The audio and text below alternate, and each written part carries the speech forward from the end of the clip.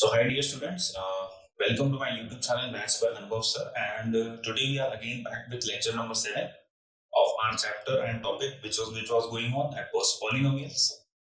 तो lecture number 1 से लेके लेक्चर नंबर 5-6 तक हम लोगों ने पॉलिनोमियल के बेसिक्स, उसका फैक्टराइजेशन, ये सारी बातें, remainder theorem, factor theorem discuss किया हुआ है, डिस्कस कर चुके हैं ये सारे सेगमेंट्स। अब मैं न्यू नेक्स्ट सेगमेंट पे जा रहा हूँ, graphs of graphs of polynomial, which is ultimately in two categories, linear and quadratic. तो ये एक ऐसा लेक्चर है जो क्लास 10th के लिए मेनली ज्यादा इंपॉर्टेंट है। क्लास 9th वाले स्टूडेंट्स अगर चाहें तो इस लेक्चर को स्किप कर सकते हैं, बिकॉज उनके लिए उनके सिलेबस में जो ग्राफ वाला सेक्शन है वो अवेलेबल नहीं है। तो क्लास 10th के बच्चे, उनके लिए मस्ट है, नेसेसरी लेक्चर है, इंपॉर्टेंट लेक्चर है। सेकेंड क्लास 9th के बच्चों के लिए उतना इंपॉर्टेंट, उतना नेसेसरी, उतना कंपलसरी नहीं है। आप अगर चाहो तो उसको देख सकते हो, नॉलेज गेन कर सकते हो उसमें से, जो आपको नेक्स्ट ईयर काम आएगा। पर जो बच्चे क्लास 10th में हो उनके लिए it is necessary, it is must, वही बहुत जरूरी लेक्चर है। तो आप समझेंगे बात को। तो graphs of polynomial which is either linear और क्वाड्रेटिक, एक्चुअली क्यूबिक का भी डिस्कस करने के बारे में मैंने सोचा था, बट उस आइडिया को मैंने फिलहाल स्क्रैप कर दिया। अगर आपको रिक्वायरमेंट हो कि मैं क्यूबिक पॉलिनोमियल भी डिस्कस करूं तो आप प्लीज कमेंट सेक्शन में जरूर उस चीज को मेंशन कर दीजिएगा कि whether I have to discuss cubic polynomial with you people और नॉट। तो रही बात ग्राफ की, graphs of polynomial whether it is linear और इट इज क्वाड्रेटिक, तो बेटा इसमें सबसे इंपॉर्टेंट या सबसे नेसेसरी सेक्शन कौन सा आता है? The graphical interpretation of the zeros of the polynomial. तो उसके लिए आप मेरा लेक्चर नंबर 2 या लेक्चर नंबर 3 है शायद, लेक्चर नंबर 2 में मैंने डिस्कस किया हुआ है पॉलिनोमियल्स के कि किसी भी पॉलिनोमियल के जीरोस का ज्योमेट्रिकल इंटरप्रिटेशन क्या होता है। उसका ज्योमेट्रिकल इंटरप्रिटेशन यही है that whether that the points where the graph of the polynomial intersects the x axis represent और show the zeros of that given polynomial. तो ग्राफ्स में जहां जहां ग्राफ एक्स एक्सिस को कट लगाएगा, those points are well defined and well known as the zeros of any given polynomial.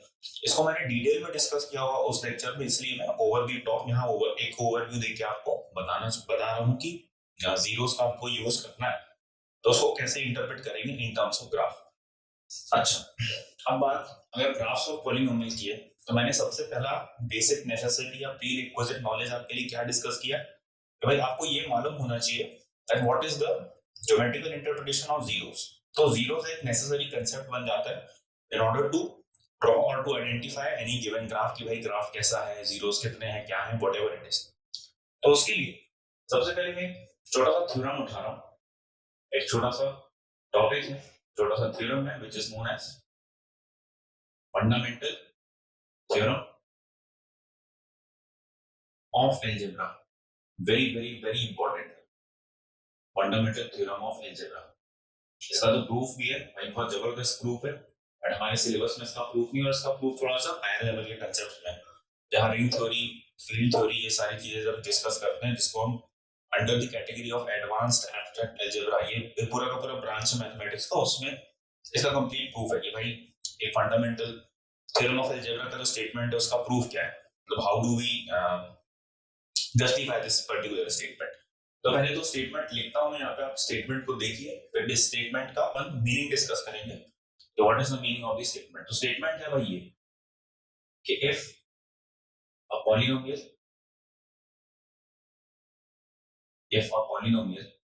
px has degree equal to n, अब degree के बारे में भी डिस्कस किया हुआ है, डिस्कशन है लेक्चर नंबर 1 में ही डिस्कस किया हुआ है। if a polynomial px has degree equal to n, then the maximum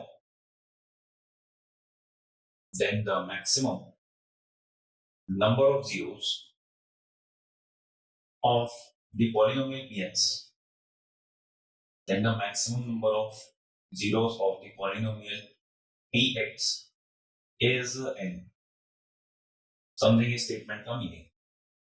one second, हाँ, तो स्टेटमेंट ये है कि अगर पॉलिनोमियल px की डिग्री n है तो उसके मैक्सिमम नंबर ऑफ जीरोस की बात हो रही है। जीरोस क्या है, जीरोस का नेचर कैसा है, पॉजिटिव है, नेगेटिव है, रैशनल है, इरैशनल, उसके बारे में डिस्कशन नहीं है। डिस्कशन किसके बारे में कि जो जीरोस हैं वो होंगे कितने, मैक्सिमम कितने होंगे और मिनिमम कितने होंगे उसके बारे में अपने को statement fundamental theorem of algebra बता रहा है। एग्जांपल के थ्रू डिस्कस करता हूं। जैसे फॉर एग्जांपल सपोज करिए पॉलिनोमियल की डिग्री है 3,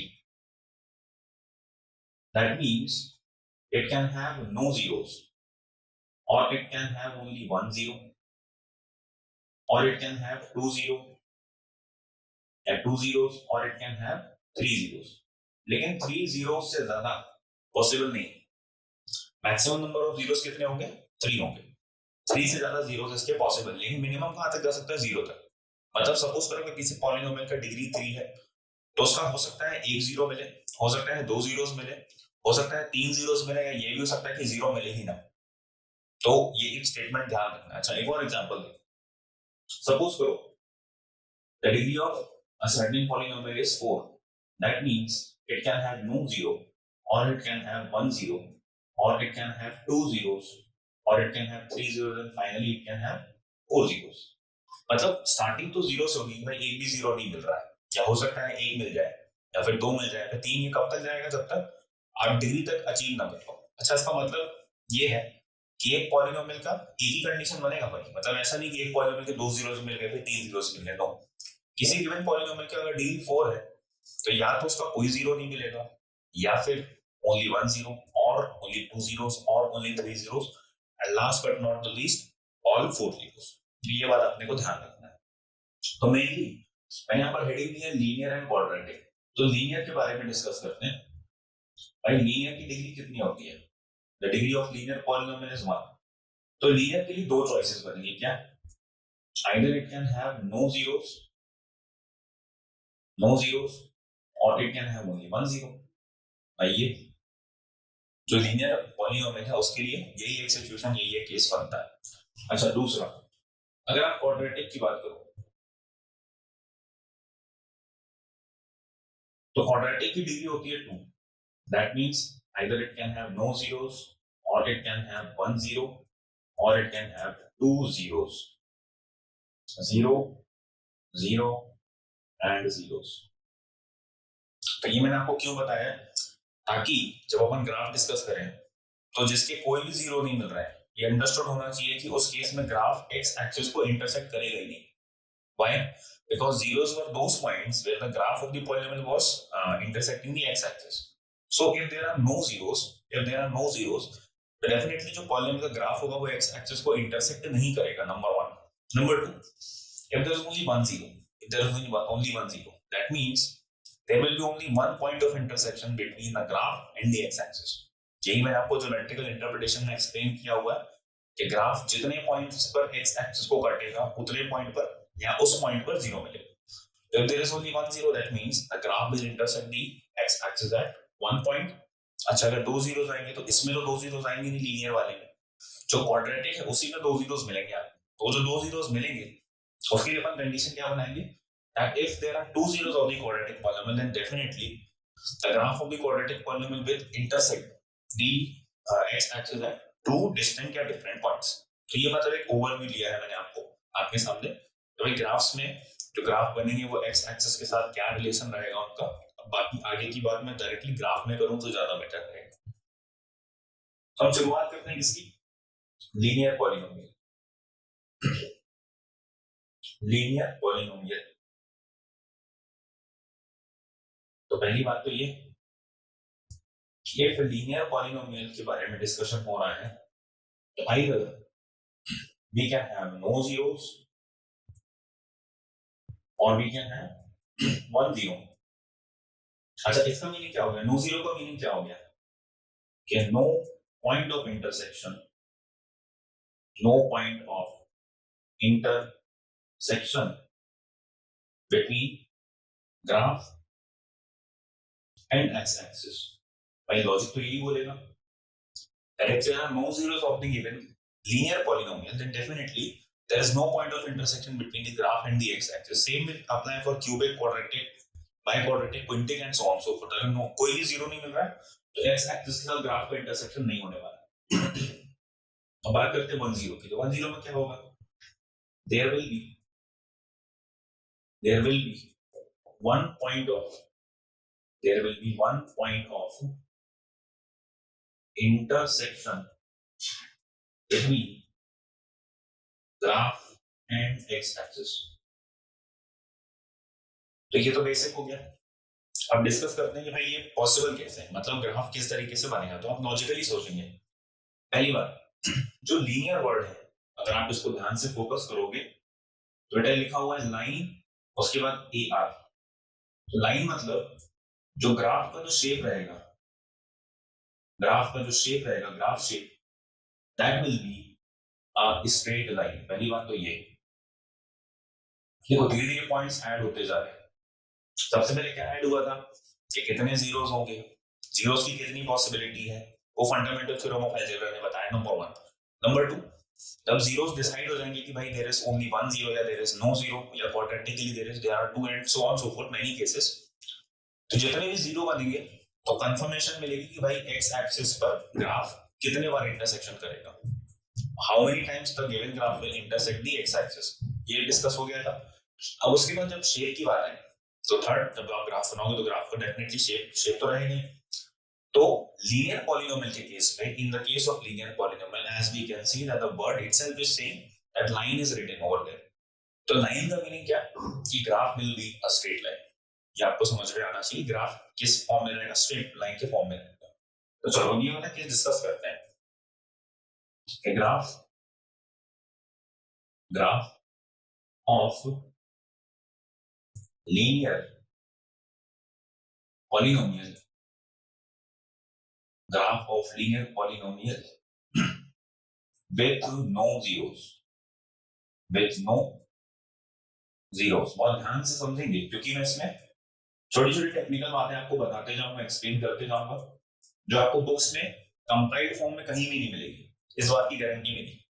आप कितना भी अच्छा रेफरेंस टेक्स्ट बुक उठा लो, जो बातें मैं कंपाइल करके आपको दे रहा हूँ इस लेक्चर में, वो आपको किसी भी बुक में, आप चाहे कितनी भी अच्छी बुक ले लो या कितनी भी बेसिक बुक ले लो, वहां पे ये गिवन नहीं है। ठीक, चलिए एनीवेज शुरू करते हैं। Graph of linear polynomial with no zeros. No zeros का मतलब क्या हो गया कि लाइन एक्स एक्सिस को नहीं काटेगा, डेफिनेटली एक्स एक्सिस के साथ इंटरसेक्शन पॉसिबल नहीं है। तो बेटा ऐसे ग्राफ तो सिर्फ दो ही बन सकते हैं, जो कि स्ट्रेट लाइन भी होना चाहिए और एक्स एक्सिस के साथ इंटरसेक्शन नहीं होना चाहिए। No intersection with X axis. तो देखो, there are only two cases, दो केस ही पॉसिबल है, केस नंबर 1 और यहाँ केस नंबर 2। देखेंगे क्या केस नंबर 1 और case number 2। X axis, Y axis. Case number 2 में वाई एक्सिस बना दिया, एक्स एक्सिस बना दिया। तो हमको एक ऐसी स्ट्रेट लाइन बनाना है जो एक्स एक्सिस को किसी भी पॉइंट पे इंटरसेक्ट ना करे। भाई ये हो सकता है कि या तो एक्स एक्सिस के ऊपर एक लाइन बना दो which is parallel to the x axis, या फिर x axis के नीचे एक लाइन बना दो which is parallel to the x axis। अच्छा, बच्चे यही बोलेंगे सर मान लो मैंने ऐसी लाइन बना दी है तो लाइक दिस, अगर सपोज करो मैंने ऐसे लाइन बना दी तो ये तो इंटरसेक्ट नहीं कर रही है। अरे आप यहाँ देखेंगे, यहाँ एरोस लगे हुए हैं। तो लाइन में एरोस का मीनिंग क्या होता है कि दिस कैन बी प्रोड्यूस्ड इंडेफिनिटली, कुछ आगे जाएगा, ये भी कुछ आगे जाएगा और कहीं ना कहीं जाके इंटरसेक्शन हो जाएगा। तो that is not possible. Possible कब है कि एक्स एक्सिस और गिवन ग्राफ जो कि स्ट्रेट लाइन है उसके बीच में इंटरसेक्शन ना हो। That is only possible if the graph is parallel to the x axis. Statement को दोबारा सुन लो कि एक्स एक्सिस के बीच में और अगर कोई स्ट्रेट लाइन बना रहे हो ग्राफ पेपर में तो उनके बीच में इंटरसेक्शन नहीं हो, ऐसा कब पॉसिबल है? ऐसा सिर्फ एक ही कंडीशन में पॉसिबल है, if the graph is parallel to the x axis. अगर ग्राफ एक्स एक्सिस के पैरेलल है तो ही उसका एक्स एक्सिस के साथ इंटरसेक्शन नहीं होगा, अदरवाइज इंटरसेक्शन होगा ही होगा डेफिनेटली, चाहे वो थोड़ा सा आगे जाकर हो या थोड़ा सा पीछे जाके हो, बट सम एट समवेयर और the other the intersection will take place. तो ये तो हो गई ग्राफ की बात। लेकिन अब एक बात और ध्यान रखेंगे, इसमें इनकी इक्वेशन भी होती है। क्या इक्वेशन होती है? सपोज करो ये वाली जो लाइन है वो जा रही है किसी पॉइंट ए से, और फॉर एन इंस्टेंट मान लो यहाँ 1 से पास हुआ है लाइन, फॉर एन इंस्टेंट मान लो 2 से पास हुआ है, फॉर एन इंस्टेंट मान लो 3 से पास हुआ है, किसी पॉइंट से तो पास होगा। बेटा इसकी इक्वेशन होती है y is equal to px is equal to a। यहाँ पर a कौन है? ये वाला नंबर। जैसे सपोज करो आपसे किसी ने बोला कि भाई ये एक ग्राफ बना हुआ है, ये ग्राफ बना हुआ है which is going parallel to the x axis passing through under root 3. तो उस केस में आपके पॉलिनोमियल की इक्वेशन क्या आएगी? y is equal to px is equal to under root 3. simple as that. y is equal to px is equal to root 3 या simply आप बोल सकते हो px is equal to root 3.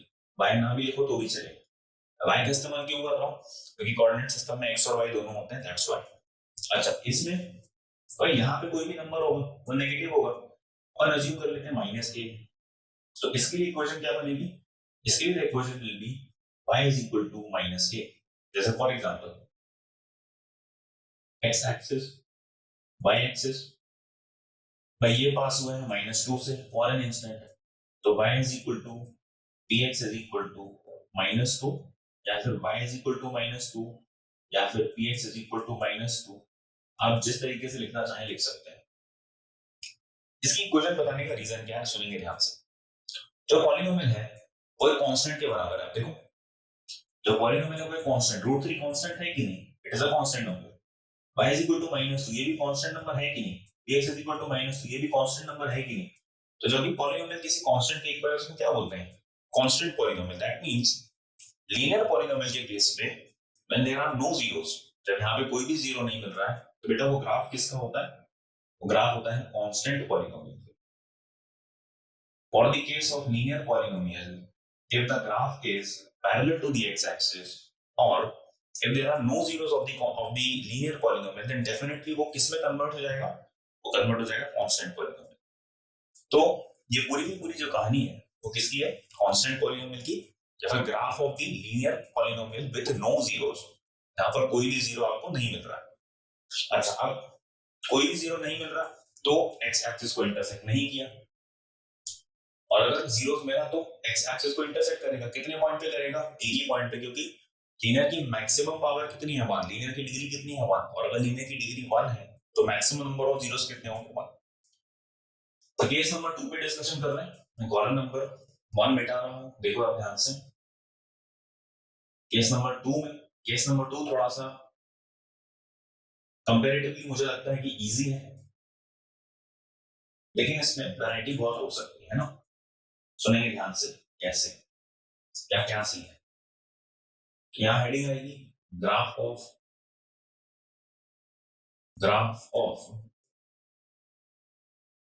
Linear polynomial, graph of linear polynomial with 1 0, और यही इसके maximum number of zero होंगे। ध्यान रखेंगे इसका कि भाई ये जो सिचुएशन है बिल्कुल एकदम सही है, सही जा रही है। चलो अब शुरू करते हैं। तो पहली बात तो ये कि जीरो यहाँ पे मिल रहा है, there is only 1 0, that means definitely the graph will intersect the x axis at a given point, एक पॉइंट पे इंटरसेक्ट करेगा। तो उसमें देखो 3 केसेस पॉसिबल है। केस नंबर 1 है कि graph passes through origin, graph passes through origin। origin से पास होने वाला ग्राफ कैसा दिखाई देगा? It will look somewhat like this। ये x axis है, this is y axis, और ये चला गया हमारा origin से ग्राफ। ठीक, दूसरा ग्राफ passing on the या to the positive side of origin on y axis। और ये सेम स्टेटमेंट बनेगा किसके लिए? एक और केस के लिए। यहां मैं टाइप इसको बना रहा हूं, देखेंगे।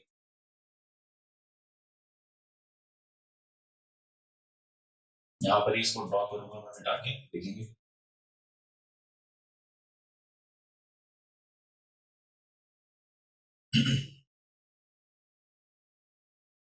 पार्ट नंबर सी,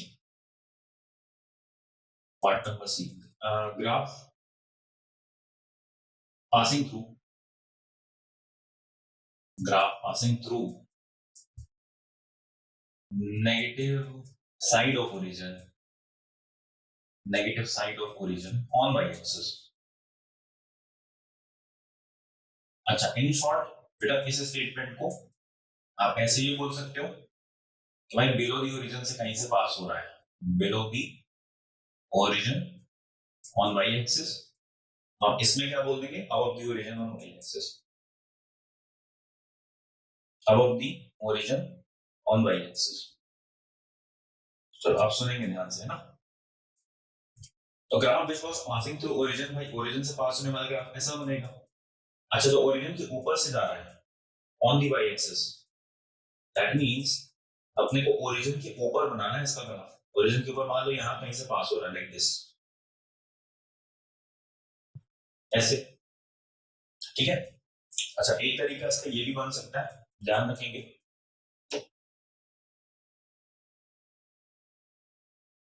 इसके भी इनफैक्ट दो केसेस बनेंगे। देखो, ओरिजिन से पास होने वाली स्ट्रेट लाइन बेटा इस टाइप की भी हो सकती है, इस टाइप की भी हो सकती है, देखेंगे लाइक दिस, ऐसा। अच्छा, passing through the above the origin, तो उसमें भी दो केस बनेंगे, देखो। एक केस ये बन गया, अब देखिए इस पॉइंट से पास आउट हो रहा है जो ओरिजिन से ऊपर है, सपोज कर लेते हैं दिस पॉइंट इज के। अच्छा, यहां पर ये सेम ग्राफ बना लो, लेकिन अब की बार ग्राफ का शेप ऐसा है एट दिस पॉइंट की। सेम चीज यहां बनानी है, अभी करेंगे इसको डिटेल में डिस्कस करेंगे, जिससे मैं आपको शेप दिखा रहा हूं, शेप कैसे कैसे।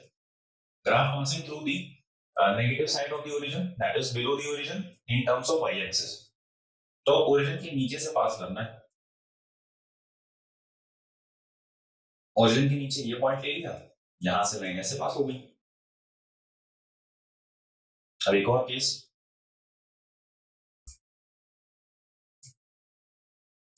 भाई ओरिजिन के नीचे से पास करना है, तो लाइन ऐसे पास हो गई। अब देखो ये टोटल 6 ग्राफ्स हैं, इसको हम माइनस के मान लेते हैं, इसको भी माइनस के मान लेते हैं। ये टोटल 6 ग्राफ पॉसिबल है किसके, लीनियर पॉलिनोमियल के। तो पहली बात देखो, लीनियर मतलब लाइन, लाइन मतलब स्ट्रेट लाइन। मैंने जो 6 के 6 ग्राफ बनाए, देखो उसमें जितने भी ग्राफ्स बने, आप एक्स एक्सिस और वाई एक्सिस को छोड़ के देखिएगा, जितने भी ग्राफ बने 1 2 3 4 5 6 सारे के सारे स्ट्रेट लाइन है, किसी का भी शेप कर्व नहीं, स्ट्रेट लाइन की फॉर्म में। अब पहला केस ओरिजिन से पास होने वाला है, दूसरा केस ओरिजिन के ऊपर से पास होने वाला in terms of Y axis, और तीसरा केस ओरिजिन के नीचे से पास होने वाला in terms of Y axis. अब बहुत ध्यान से सुनेंगे। तो इन दोनों की इक्वेशन, इन दोनों की जो इक्वेशन होती है, जैसे मैंने आपको भी लीनियर वाले में बताया ना, उसकी इक्वेशन कैसे होती है, y is equal to a या y is equal to minus है। अगर x एक्सिस के ऊपर है तो प्लस है, x एक्सिस के नीचे है तो माइनस है। तो इन दोनों की इक्वेशन होती है किस तरीके से, y is equal to mx या फिर polynomial px is equal to mx। तो फिर बोलोगे कि सर दोनों में अंतर क्या है, एक का शेप लेफ्ट टू राइट बन रहा है, एक का राइट टू लेफ्ट बन रहा है। तो सिंपल तरीका याद रखने का, ये जो m दिख रहा है आपको बेटा इस डायग्राम में m की वैल्यू होती है पॉजिटिव, मतलब इसके जैसे ग्राफ कैसे दिखाई देंगे, y is equal to 2x, y is equal to 3x, y is equal to 4x, y is equal to root 3x, y is equal to 3/2x। देखिए जो x का कोएफिशिएंट लिखा हुआ है इन सारे के सारे एग्जांपल्स में, जो x का कोएफिशिएंट लिखा हुआ है, जो x का कोएफिशिएंट लिखा हुआ है 2 3 4 रूट 3 3/2, ये सारे के सारे पॉजिटिव नंबर है। तो जब भी m की वैल्यू पॉजिटिव होगी और y is equal to mx के जैसा इक्वेशन दिख रहा होगा, देखो 2x भी mx की तरह, 3x is also mx, 4x is also mx, root 3x root 3/2x and so on so forth, सब mx की तरह दिख रहा है। अगर m का कोएफिशिएंट पॉजिटिव है तो graph will go from left to right, graph left to right जाएगा। पॉजिटिव मतलब लेफ्ट से राइट की तरफ जाना है, पॉजिटिव मतलब जो बुरी आदतें हैं लेफ्ट साइड वाली, उसको अच्छी आदतों में कन्वर्ट करना है towards the right hand side, इसलिए आप ऐसे याद रखोगे। अगर एम पॉजिटिव हुआ तो आप लेफ्ट की डायरेक्शन से राइट की डायरेक्शन में आने लगोगे डेफिनेटली, ठीक है।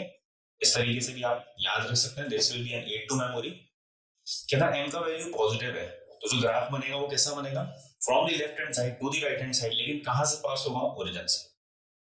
अब रही बात इसकी, तो ऑब्वियसली अगर पॉजिटिव के लिए ऐसा बन रहा है तो ऐसा किसके लिए बन रहा होगा, नेगेटिव के लिए। तो यहाँ पर m कितना आ जाएगा, m विल बी नेगेटिव। जैसे for example y is equal to minus 2x, y is equal to minus 3x, y is equal to minus root 3 by 2x, y is equal to minus 4 by 3x। इसमें सभी में देख लीजिए x का coefficient कैसा है, negative. अगर x का कोएफिशिएंट नेगेटिव आ गया, x का कोएफिशिएंट अगर आपको नेगेटिव मिल रहा है, तो उस केस में आपका डाउनफॉल शुरू हो जाएगा। देखो ग्राफ नीचे की तरफ जा रहा है। अगर आप नेगेटिविटी को एब्सॉर्ब करोगे, ग्रास्प करोगे, तो your graph will go down. ऐसे याद रखेंगे, जब पॉजिटिव है तो लेफ्ट से राइट अपग्रेड होगा, जब नेगेटिव है तो राइट टू लेफ्ट डाउनग्रेड होगा, या फिर उसका डिटीरियोरेशन स्टार्ट हो जाएगा। अब बात करते हैं इनकी, तो याद करना बड़ा आसान है। देखो y is equal to mx में ग्राफ ओरिजिन से पास हो रहा था, y is equal to mx में ग्राफ ओरिजिन से पास हो रहा था, तो this can be written as mx plus 0। 0 से पास हो रहा है इसलिए mx plus 0 लिख दिया है। y is equal to mx को हमने y is equal to mx plus 0 लिख दिया क्योंकि ग्राफ कहां से पास हो रहा था, ओरिजिन से 0,0 से। इसी तरीके से अगर ग्राफ k से पास हो रहा है तो ये इक्वेशन किस में कन्वर्ट हो जाएगी, ये इक्वेशन कन्वर्ट हो जाएगी y is equal to mx plus k। 0 से पास हो रहा था तो 0 वैल्यू लगाई mx में, mx के बाद 0 वैल्यू लगी, लेकिन जब k से पास हो रहा है तो mx plus k लग जाएगी। ये ग्राफ याद रखेंगे, इक्वेशन याद रखेंगे। So this can also be written as p of x is equal to 3x plus mx plus k। जिस पॉइंट से पास आउट हो रहा है वही mx में ऐड कर देना है, जिस पॉइंट से पास आउट हो रहा है वही mx में क्या कर देना है, ऐड। अच्छा, अब अगेन फिर से वही लेफ्ट से राइट वाला कांसेप्ट, लेफ्ट से राइट मतलब ग्रुप। बेटा यहाँ पे m क्या है, पॉजिटिव, यहाँ राइट टू लेफ्ट मतलब m क्या है, नेगेटिव। चलो अब इस पर कुछ एग्जांपल डिस्कस करते हैं। जैसे सपोज करो हमको बोला हुआ है ड्रॉ, एक बार बोल दिया y is equal to 2x, एक बार बोल दिया y is equal to 3x, एक बार बोल दिया y is equal to 2x plus 3, और एक बार बोल दिया y is equal to suppose करो 3x plus 2। तो इन दोनों का ग्राफ पास तो ओरिजिन से ही होगा, लेकिन कैसे पास होगा देखना। ये है 2x वाला graph, y is equal to 2x, तो 3x वाला जो ग्राफ है ना वो y एक्सिस की तरफ बेंड हो जाएगा। मतलब अगर आपने कोएफिशिएंट को चेंज करके बढ़ा दिया है, आपने कोएफिशिएंट को चेंज करके 2 से 3 इंक्रीज कर दिया, तो जो ग्राफ है वो किसकी तरफ बेंड हो जाएगा, y एक्सिस की तरफ। मतलब अगर मान लो मैं 4x बनाता हूं तो 4x और ज्यादा ऐसा बनेगा, 4x will be like this. 5x बनाऊंगा तो 5x will be like this. ठीक है, जैसे जैसे x का कोएफिशिएंट बड़ा होता जाएगा, ग्राफ पास तो ओरिजिन से ही हो रहा है, लेकिन ग्राफ का inclination towards the y axis will increase. जो इंक्लिनेशन है y की तरफ वो ज्यादा, झुकाव है जो y की तरफ वो बढ़ जाएगा। अच्छा, दूसरा y is equal to 2x और 3x इसी में बना दिए मैंने।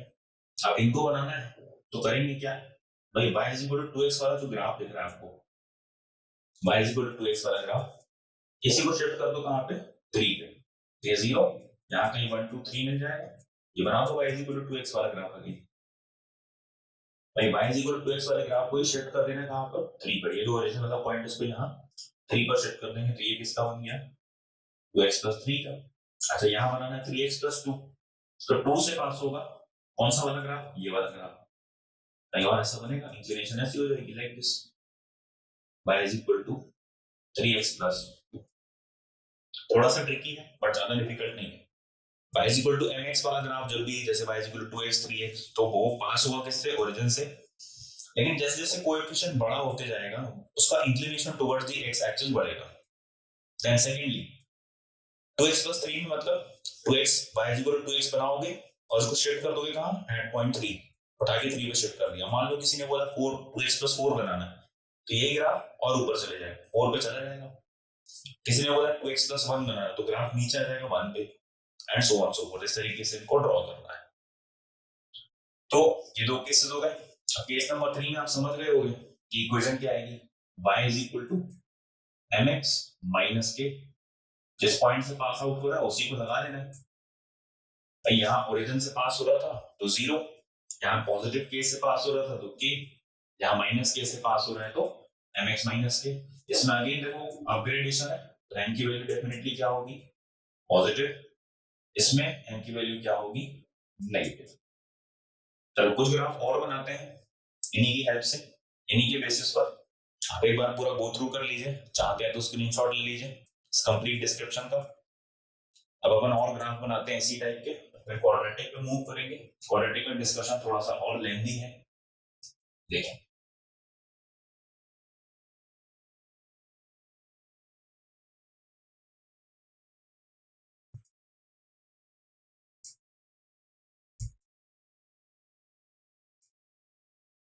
This is graph of polynomials. इसमें अभी हम लीनियर के बारे में ही चर्चा कर रहे हैं, लीनियर के बारे में ही डिस्कशन कर रहे हैं।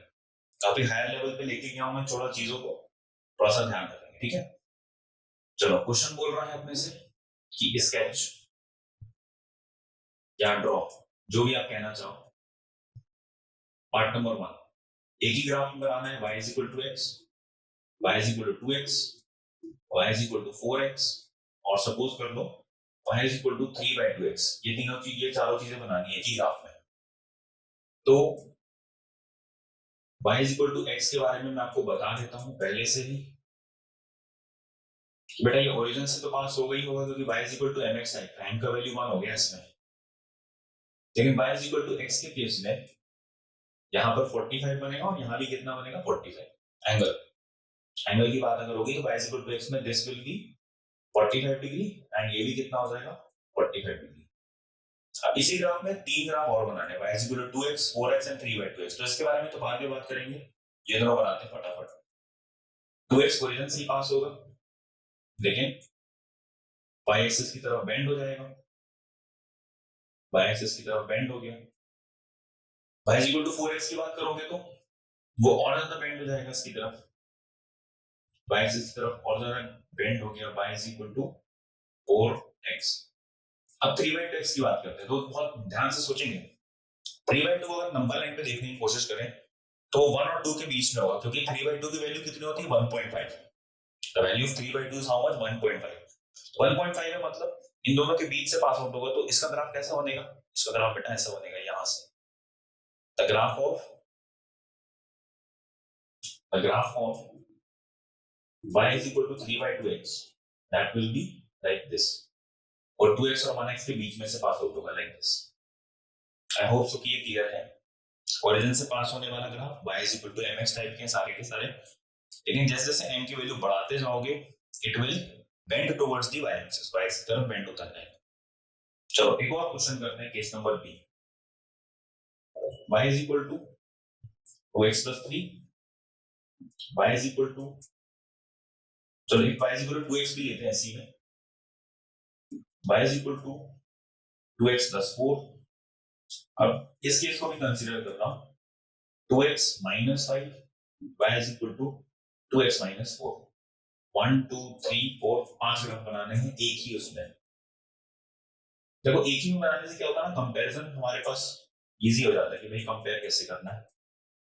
तो सबसे पहले y is equal to 2x बनाते हैं कि ओरिजिन से पास होगा, कुछ इस टाइप से बनेगा लाइक दिस, ये है ओरिजिन। अच्छा y is equal to 2x plus 3, मतलब इसी ग्राफ को कहां शिफ्ट कर देना है, 3 पर शिफ्ट कर देना है। इसी के पैरेलल लाइन खींचेगी क्योंकि इसी ग्राफ को शिफ्ट करना है। क्या गया y is equal to 2x plus 3, आ गया y is equal to 2x। Next क्या, y is equal to 2x plus 4, यहाँ कहीं 4 मिलेगा, यहाँ कहीं 4 मिलेगा, मतलब the graph will be like this. देखो पैरेलल है सारे ग्राफ क्योंकि इसका कोएफिशिएंट वाला पार्ट, वेरिएबल वाला पार्ट एकदम सेम है। नेक्स्ट 2x minus 4 और minus 5, यहाँ कहीं -4 मिलेगा। Graph parallel to y is equal to 2x, y is equal to 2x minus 4, यहाँ कहीं -5 मिलेगा, y is equal to 2x minus 5। सारे ग्राफ बन गए। आई होप कि लीनियर पॉलिनोमियल के ग्राफ्स में इतना डिस्कशन मेरे हिसाब से मोर देन इनफ है। आपको अगर इतना बनता है तो आप इजिली ग्राफिकल क्वेश्चन जो भी हैं, ग्राफ से रिलेटेड क्वेश्चन जो है वो आप आसानी से कर सकते हो। और इसमें बहुत सारे कॉन्सेप्ट ऐसे हैं जो क्लास 11th के, जो मैंने आपके साथ डिस्कस किए हुए, even with students of classes 9th and 10th जो भी लेक्चर वो गो थ्रू कर रहे हैं, बहुत काम का है, बहुत हेल्प करेगा आपके आगे ही future and competitive examinations. Olympiad level के बारे में मैंने आपको बोला था, प्रॉमिस किया था कि ओलंपियाड लेवल के कंसेप्ट भी डिस्कस करूंगा। तो सारे के सारे कंसेप्ट ओलंपियाड लेवल के ही है। आईएमओ, एनएमओ, इन सारे एग्जामिनेशंस पर इनसे रिलेटेड क्वेश्चन आपको देखने को मिलेंगे। और आगे बात करते हैं, चलिए तब क्वाड्रेटिक की बात करते हैं। अच्छा, क्वाड्रेटिक में जो लाइन ऑफ एक्शन रहेगा मेरा वो रिवर्स रहेगा। मतलब सर इस स्टेटमेंट का मीनिंग क्या है? बेटा स्टेटमेंट का मीनिंग ये है कि लीनियर पॉलीनोमियल के केस में अपन लोगों ने क्या किया, पहले ग्राफ बनाए, ग्राफ बनाने के बाद इक्वेशन डिस्कस करी कि भाई ये इक्वेशन क्या है, पॉलीनोमियल की इक्वेशन क्या है ना। तो कितने टाइप की इक्वेशन डिस्कस करी भाई? देखो, एक y is equal to plus है, y is equal to minus है, इसको अपन ऐसे ही बोल सकते हैं ना, px is equal to a, px is equal to minus है। जो हमारा केस वन था लीनियर पॉलीनोमियल का जिसमें कोई भी जीरो नहीं मिल रहा था। दूसरा क्या डिस्कस किया, px is equal to mx, फिर px is equal to mx plus k। देखो लीनियर पॉलीनोमियल है, डिग्री 1 है, इसकी भी डिग्री 1 है, px is equal to mx minus k, इसकी भी डिग्री 1 है, तो लीनियर पॉलीनोमियल। टोटल 5 टाइप की इक्वेशन हमने डिस्कस करी है पॉलीनोमियल की। पॉलीनोमियल के 5 फॉर्मेट डिस्कस करें जिसका अपन लोगों ने ग्राफ यहाँ पे स्टडी किया होगा। लेकिन इसमें लीनियर पॉलीनोमियल में मेरा लाइन ऑफ एक्शन कैसा था कि पहले ग्राफ बना के बताया मैंने आपको। ग्राफ बनाने के बाद मैंने क्या डिस्कस करा आपके साथ कि हर एक की इक्वेशन क्या होगी। लेकिन क्वाड्रेटिक में अपन रिवर्स ऑर्डर में जाए, क्योंकि अगर उस लाइन ऑफ एक्शन के थ्रू जाएंगे तो आपको कंफ्यूजन ज्यादा होगी, ऐसा मुझे पर्सनली लगता है। तो शुरुआत करते हैं क्वाड्रेटिक की। अच्छा, क्वाड्रेटिक का जो स्टैंडर्ड फॉर्म है मैं वहां से शुरू कर रहा हूं।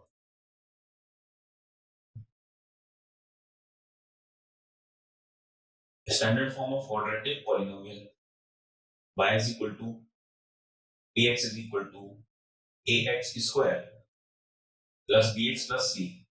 लेकिन यहाँ पर जो a है that should never be equal to 0, क्योंकि अगर ये 0 हो गया तो पॉलीनोमियल क्या बन जाएगा, लीनियर बन जाएगा। बट हम लीनियर के बारे में तो चर्चा कर ही चुके हैं। और क्वाड्रेटिक जब टाइटल ही दे रहे हैं क्वाड्रेटिक पॉलीनोमियल के जीरोस के बारे में डिस्कशन करना है, तो उस केस में जो ax square plus bx plus c में a है वो 0 कभी नहीं आएगा। चलो अब आगे की बात करते हैं। पहली बात और केयरफुली सुनेंगे भाई, इसका जो ग्राफ होता है, graph of quadratic polynomial, the graph of the quadratic polynomial is parabolic in nature. नया वर्ड यूज कर रहा हूं, parabolic in nature. Parabolic nature या इसको बोलते क्या है, पैराबोला। जैसे आपने बहुत सारे ज्योमेट्रिकल फिगर्स पढ़े हुए हैं ना, circle, square, rectangle, triangle, scalene, isosceles, right angle, obtuse angle, equilateral, बहुत सारे जो शेप डिस्कस कर रहे हैं। तो वैसे ही ज्योमेट्रिकल फिगर कौन होता है, पैराबोला। अच्छा, डेटा कैसा है बेटा, ये दो एक्चुअली में होते 4 तरीके के, बट हमें सिर्फ 2 ही डिस्कस करना है। हमारे टॉपिक के अकॉर्डिंग 2 पैराबोला मोर देने का। 2 तरीके के होंगे, एक ऐसा जो ऊपर साइड से ओपन है और एक ऐसा जो नीचे साइड से ओपन है। जो ऊपर साइड से ओपन होता है इसको अपन बोलते हैं upward parabola. The parabola which is open from the top is known as upward parabola, and the parabola which is open from the down side is known as downward parabola। तो अभी तक quadratic की graph के बारे में क्या चर्चा हुई कि भाई ग्राफ कैसा बनेगा, पैराबोलिक बनेगा।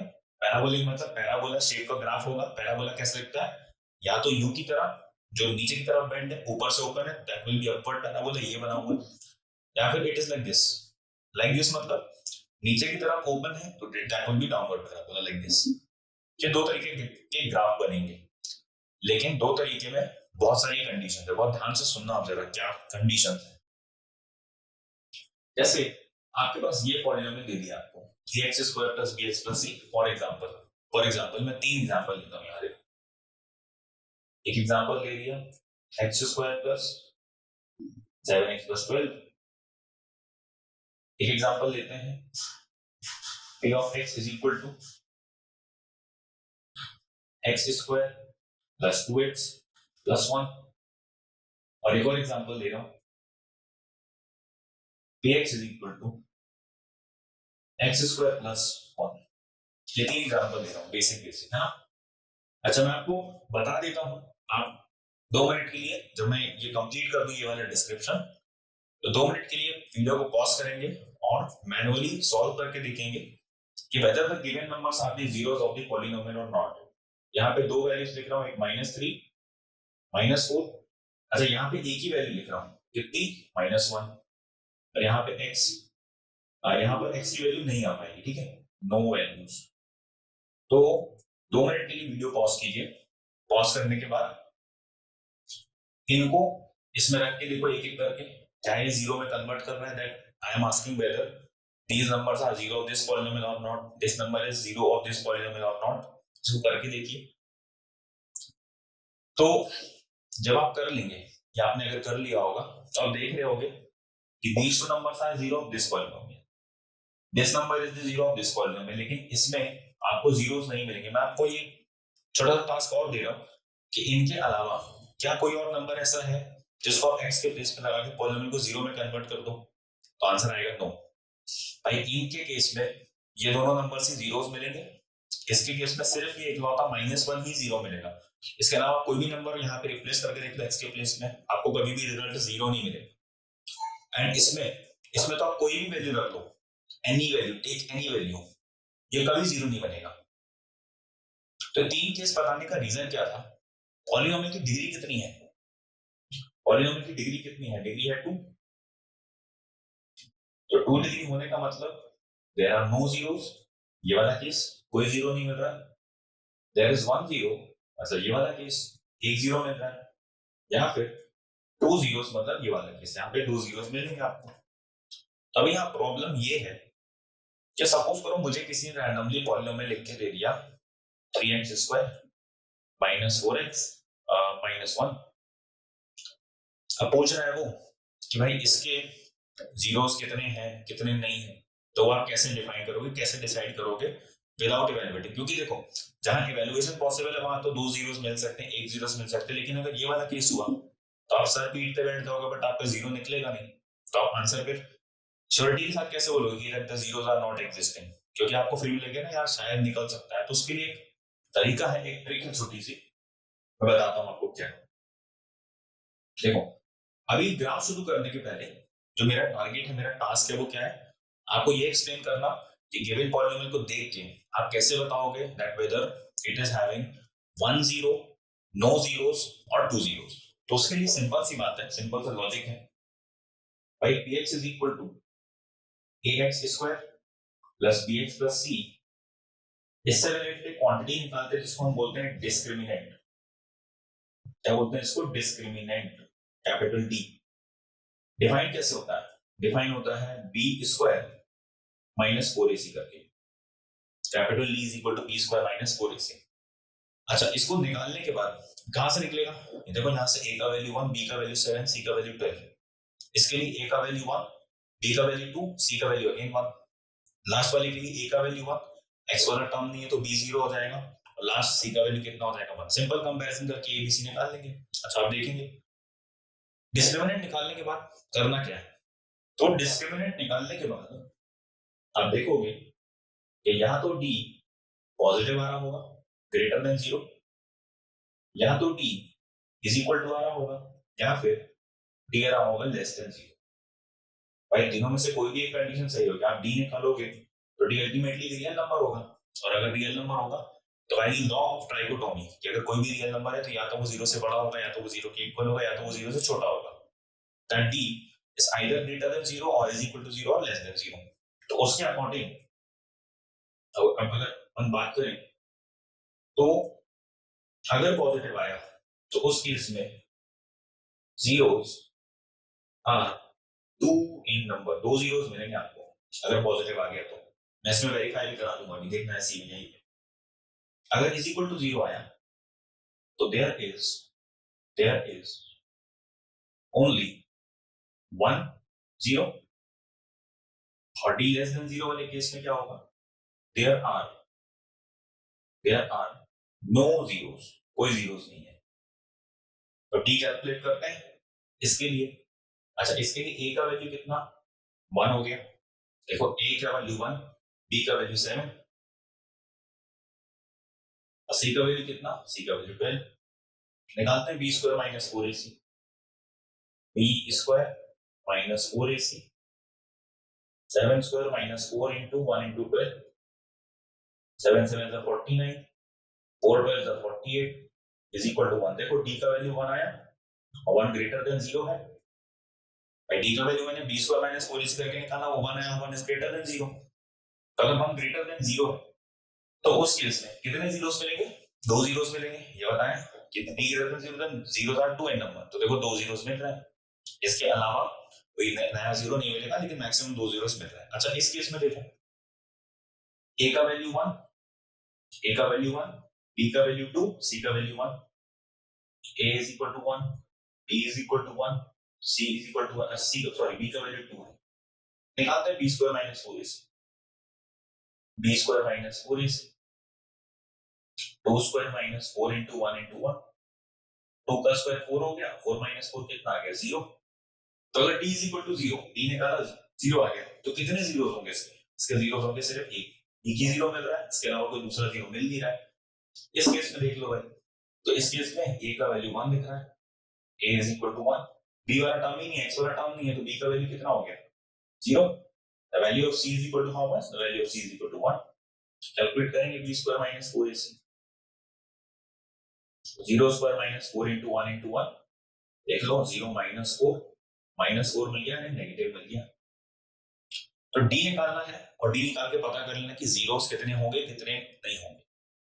बताने का कारण क्या है, बताने का कारण ये है कि ग्राफ बनाना है, तो ग्राफ में वही केस बनेंगे, या तो एक भी जीरो नहीं मिल रहा होगा, या एक जीरो मिल रहा होगा, या कोई भी जीरो नहीं मिल रहे होंगे। तो वो किसकी हेल्प से लिखेंगे अपन, डी की हेल्प से, कि अगर डी पॉजिटिव है तो 2 पॉइंट पे इंटरसेक्शन हो रहा होगा क्योंकि 2 जीरोस मिल रहे हैं, ग्राफ और एक्स एक्सिस का 2 पॉइंट पे इंटरसेक्शन हो रहा होगा क्योंकि डी ग्रेटर देन 0 है।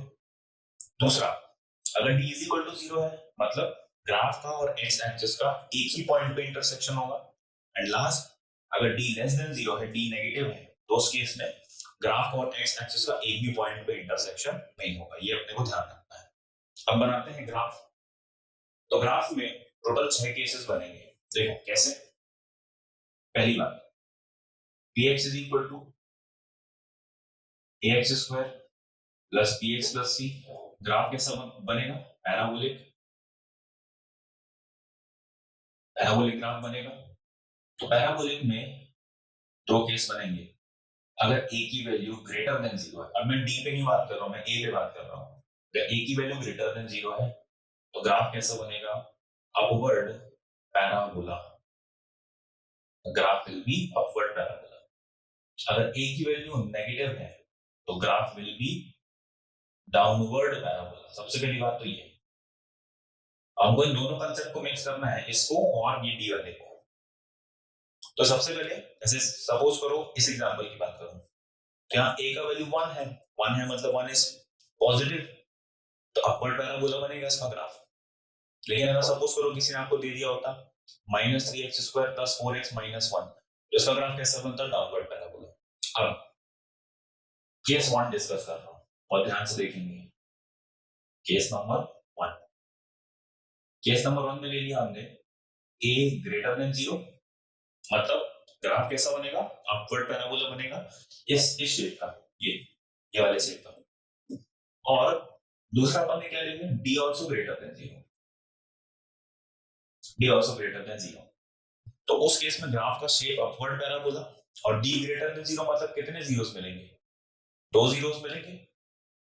तो 2 जीरोस मिलने का मीनिंग क्या हो गया कि x एक्सिस को कितने पॉइंट पर काटेगा, 2 पॉइंट पर। फटाफट बनाते हैं। देखो भाई, ऐसा ग्राफ बन जाएगा लाइक दिस। 2 जीरोस है, एक अल्फा हो गया, एक बीटा हो गया। अच्छा, ये ग्राफ ऐसा भी बन सकता है, ध्यान रखेंगे कि दोनों जीरोस, तो दोनों के दोनों जीरोस हैं वो ओरिजिन के लेफ्ट में आ गए, negative zeros alpha and beta. एक और केस बन सकता है इसका, दोनों के दोनों जीरोस ओरिजिन के राइट साइड में बन गए। एक बच्चा ये भी बोल सकता है कि सर एक और केस बन सकता है, आप किसी एक जीरो को ओरिजिन से पास कर दो, भाई बिल्कुल बना सकते हैं ऐसे भी। देखो जीरो टोटल दो होंगे तो एक्स एक्सिस को कितने पॉइंट पर काटेगा, 2 पॉइंट पर काटेगा। वो 2 पॉइंट कोई से भी हो सकते हैं, एक पॉजिटिव एक नेगेटिव, एक जीरो एक पॉजिटिव, एक जीरो एक नेगेटिव भी हो सकता है, दोनों नेगेटिव हो सकते हैं, दोनों पॉजिटिव हो सकते हैं ओरिजिन के लेफ्ट राइट के अकॉर्डिंग। तो A greater than zero, D greater than zero में ग्राफ इस शेप का बनेगा, इस टाइप से बनेगा, जो कुछ हिस्सा एक्स एक्सिस के नीचे आएगा और कुछ हिस्सा एक्स एक्सिस के ऊपर रहेगा, ऐसे ध्यान रखेंगे। Upward parabola intersecting the x axis eight 2 points, लिख देता हूं मैं, upward parabola intersecting the x-axis at 2 points। ठीक, दूसरा केस नंबर 2, केस नंबर 2 में अगेन अभी भी हम ए ग्रेटर देन जीरो लेके चल रहे हैं, मतलब ग्राफ तो बनेगा अपवर्ड पैराबोला, लेकिन डी का वैल्यू कितना ले लेते हैं, जीरो। तो डी का वैल्यू जीरो मतलब कितने जीरोस मिलेंगे, ओनली 1 जीरो।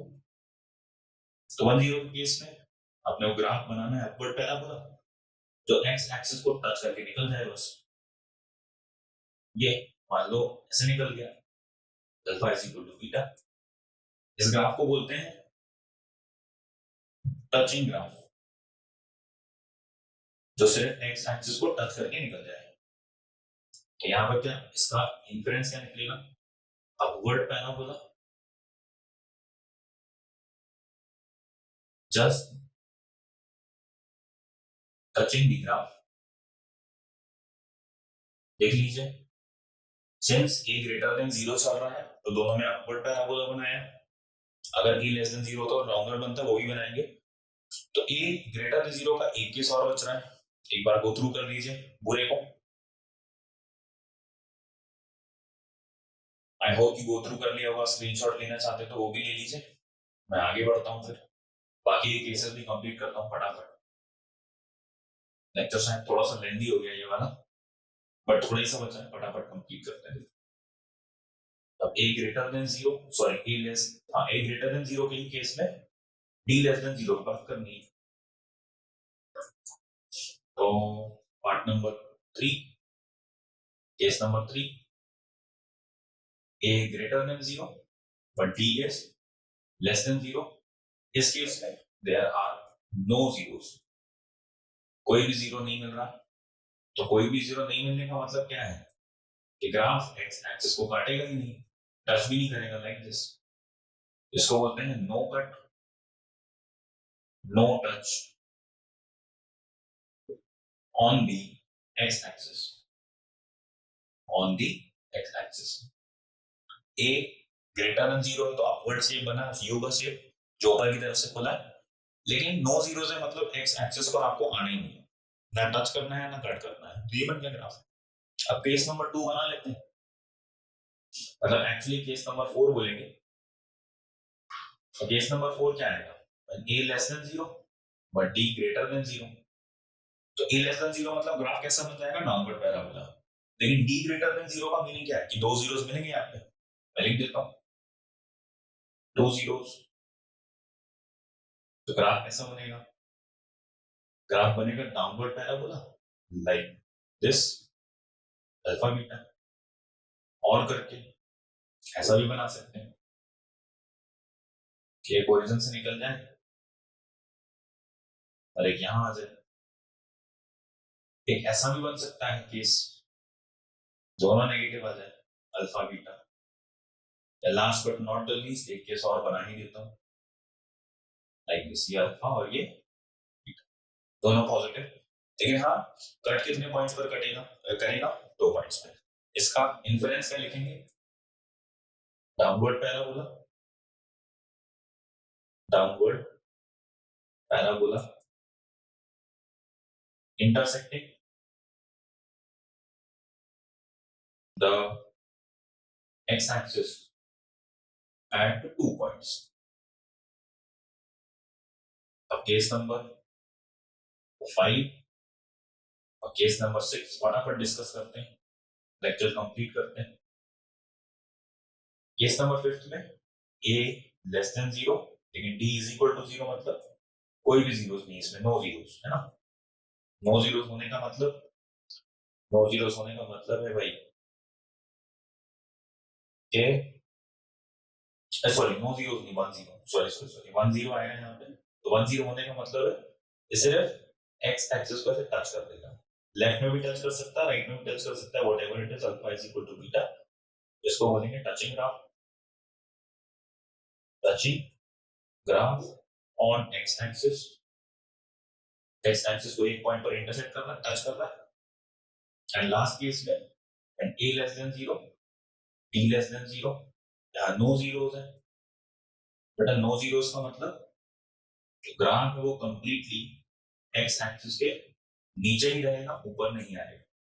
ये ऊपर आएगा तो इंटरसेक्शन हो जाएगा, और इंटरसेक्शन हो जाएगा तो जीरोस मिल जाएंगे। जीरोस नहीं चाहिए, इसको भी क्या बोलेंगे, no cut, no touch on X axis.